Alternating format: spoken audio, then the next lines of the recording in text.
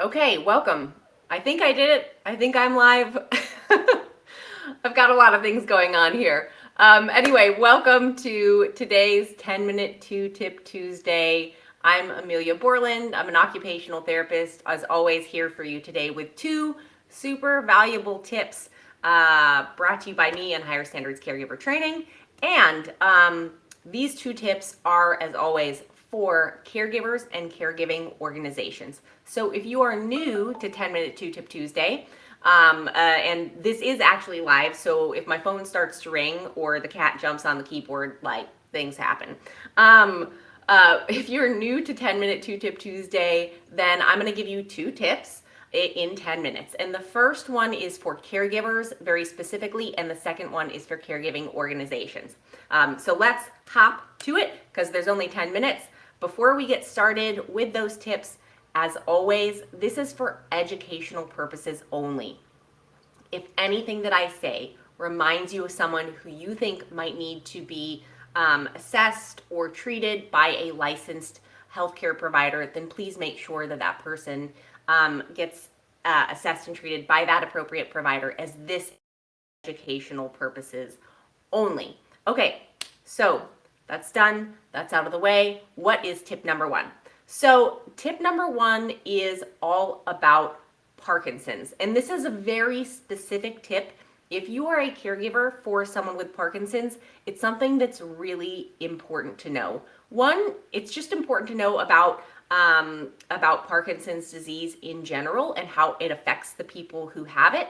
But also it's a really important thing to know for fall prevention with folks who have Parkinson's disease. So I'm going to give just a little teensy demonstration, but real quick, let me kind of explain to you the background behind this tip first.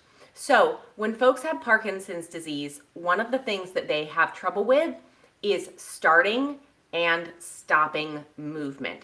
And obviously this leads to lots of different difficult problems in many functional ways. But one of the things that it can really impact is someone's fall risk. And give me a second, let me put the cat down, who is not going to be happy with this because he was napping. So I can scoot my chair back here a little bit and kind of show you a little bit more what I mean. So let's just say if you have Parkinson's disease, let's get the, sorry, my chair gets cold, I put a pillow in there.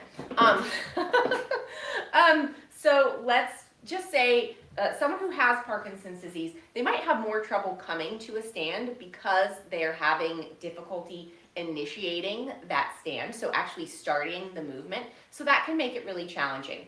But the part that really increases fall risk, Kitty, you're going to have to get down here in a second, is when someone does come up to a stand and they can't stop that forward momentum. Because not only do folks with Parkinson's tend to have trouble starting movement, they can also have trouble stopping that movement. Just the speed of that processing gets a little bit slower. So when you finally do come to a stand and you have all of this momentum pulling you forward, if you're not able to stop it quickly, then that poses a significant fall risk.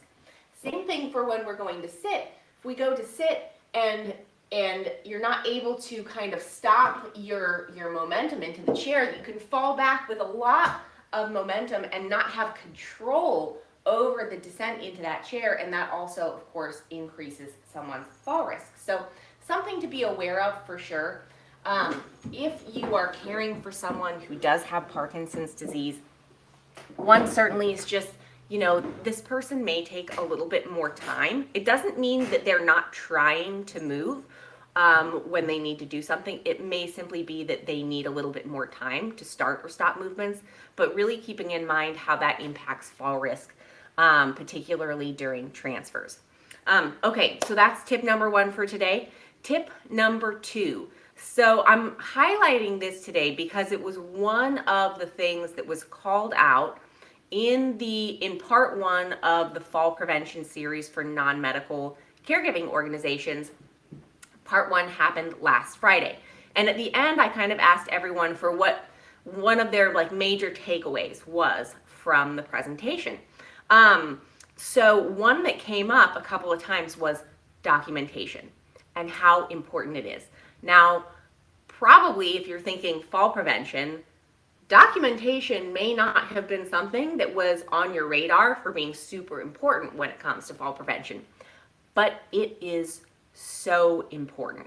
One, because when we are adequately and appropriately documenting changes that are going on in a person, even as non-medical care providers, the fact is you're probably there more often than anyone else, or your caregivers are there more often than anyone else. So you're in a position to notice these changes.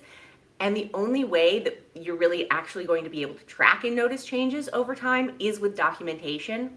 And it's by noticing those changes that it makes it possible for people to speak up and say something to a family member, to the client themselves, to a healthcare provider that can allow intervention to take place before things get to a point where there is actually a fall. So on one level, on just that pure level, documentation is so, so important.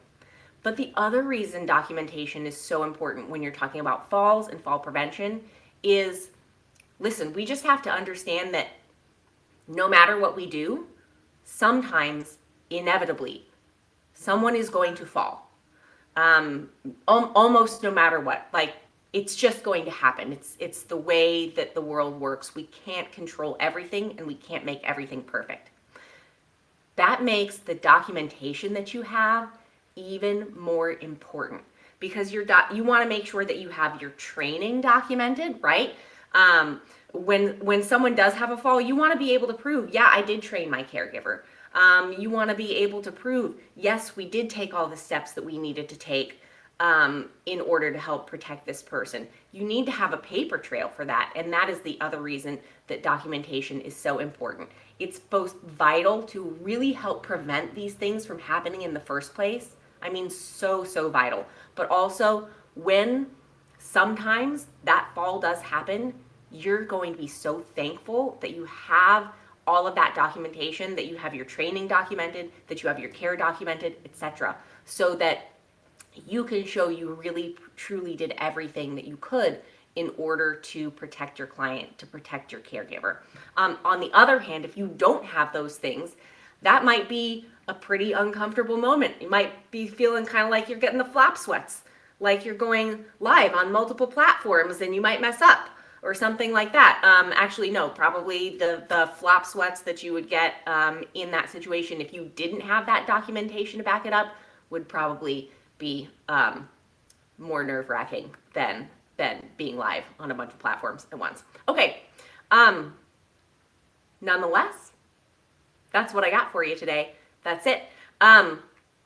The part 2 of the fall prevention series for non-medical caregiving organizations is going to be coming up on March 25th. It will also be at 2 p.m. Central Standard Time. I don't have the registration link available yet, but I promise I will get that out ASAP. I will get it posted. So folks who want to sign up for part 2 can go ahead and do that. In part 2, we are going to be covering environmental hazards, common environmental hazards that it's really important to be aware of, even as a non-medical caregiver or as a non-medical caregiving organization, in order to help prevent falls from happening and keep both clients and caregivers safe. So if that's something that you need to know about, or you're interested in, or it's kind of a topic, something that's been sort of noodling around for you in there, then definitely make sure that you get signed up and registered for that once I have the registration link available, which I will work on. I promise I'll work on it. But yeah, so thanks also to everyone who came to the live event last Friday for fall prevention. It was awesome. There were over 100 people who were confirmed registrants for this event. So it was honestly, it was so fun. It was really great to have everyone there. And I hope that if you're watching now, you can join us for the next one. Okay, now I really am done. I will see you next week live for 10-Minute 2-Tip Tuesday at 11 a.m. Central Standard Time. And until then, y'all, please take care. Bye.